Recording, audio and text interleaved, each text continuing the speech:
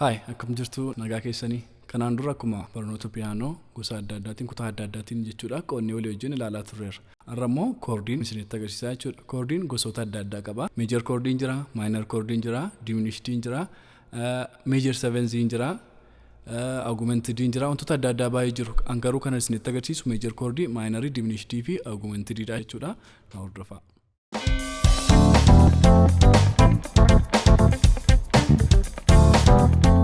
Tole meejor koordii, maayinor koordii, diminishitii fi augumentidiin isinitti agarsiisaa jedheen ture.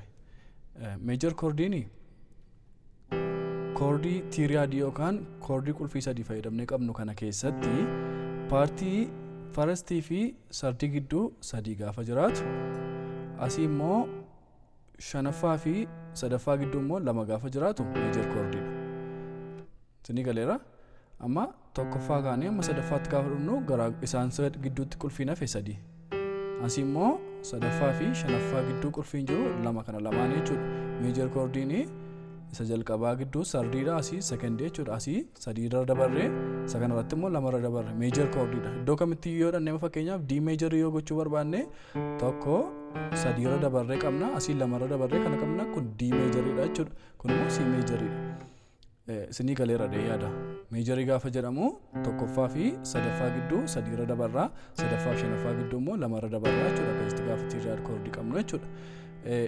Maayinor koordiin immoo fakkeenyaaf diin kuni maayinor koordiidha.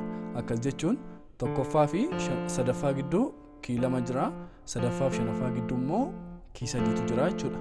Garaagarummaan meejor koordii fi maayinor koordii asumatti hubattanii akka dabartaniif isa kana gidduu jalqaba irratti sadii jira. Paartii lammaffaa irratti lama gidduu jira. Maayinarii irratti immoo isa jalqabaa gidduu lama jira, isa lammaffaa gidduu sadii jira gara faallaa waliiti jechuudha maayinarii fi meejoriin.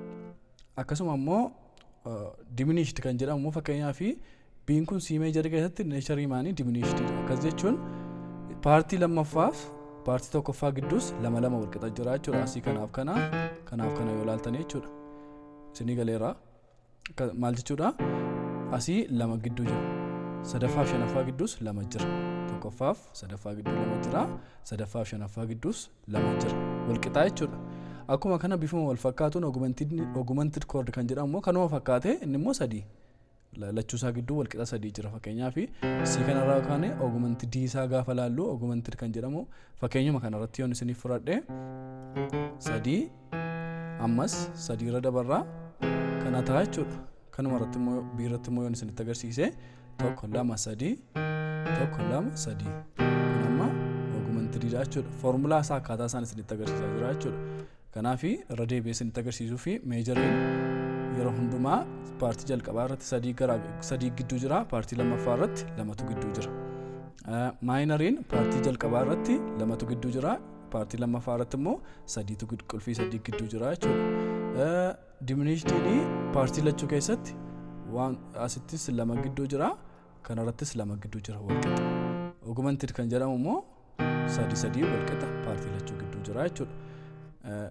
Irra deddeebitanii viidiyoo kana yoo ilaaltan isiniif galadha yaada baay'ee galatoomaa kana fakkaata kutaan irraa.